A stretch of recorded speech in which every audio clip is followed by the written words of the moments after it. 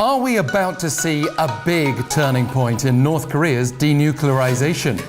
Well, we could be around a month away from the most significant development in months, as the last few days have ramped up the likelihood of a second ever US-North Korea summit next month. Looking at their latest stances for you, I'm Alex Jensen, and you're watching Korea Now.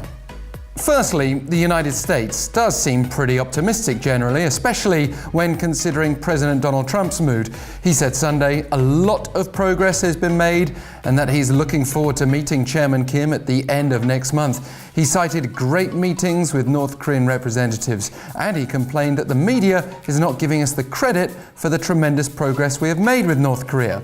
Trump himself hosted North Korean negotiator Kim Yong-chol in the US last week, and there was apparently more progress in Sweden during trilateral three-day working level talks, also involving South Korea, that wrapped up Monday, and which were described by the Swedish Foreign Ministry as a constructive conversation.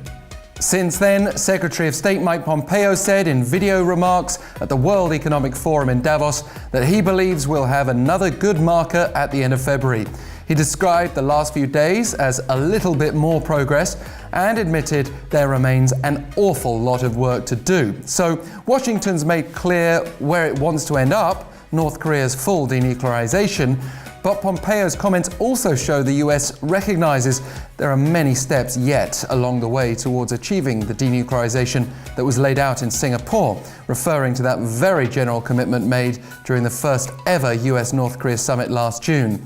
This further implies the US may be ready to concede more to the North next month in a step-by-step process that's less blunt than repeating a demand for final, fully verifiable denuclearization. Pompeo also held out the prospect of private sector investment in the North, hinting at a future without sanctions, though sanctions relief seems unlikely for now, and it's hard to say how far the US is willing to compromise. North Korea is likely to be far more clear about what it wants than what the US is prepared to offer. Sanctions relief and a peace declaration, formally closing the Korean War, appeared to be at the top of the North's demands. These would then open up the kind of regional cooperation that Pyongyang will want to control on its own terms. Recent propaganda articles from North Korean media have repeated criticisms of outside meddling and intervention. Perhaps then, the North will be hoping to entice the US into accepting a form of missile disarmament to reduce the threat to the US mainland in return for allowing Pyongyang to explore greater cooperation in this region. That said, South Korean Foreign Minister Kang Kyung-hwa was absolutely clear when she spoke with us this week that Seoul and Washington remain in close contact and have not shifted at all from their joint plan for peace and denuclearization. So Seoul would feel greatly betrayed if the US were to view this purely from a self-protection perspective.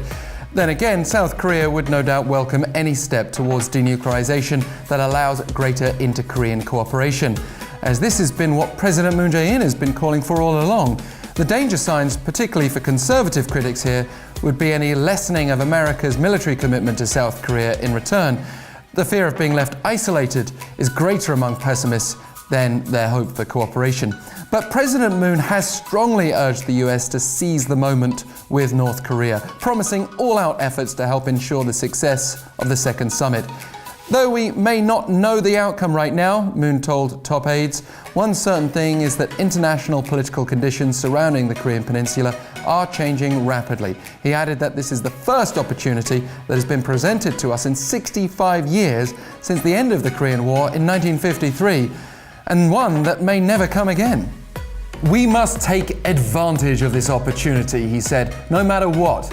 We must take this opportunity and peacefully resolve the North Korean nuclear issue.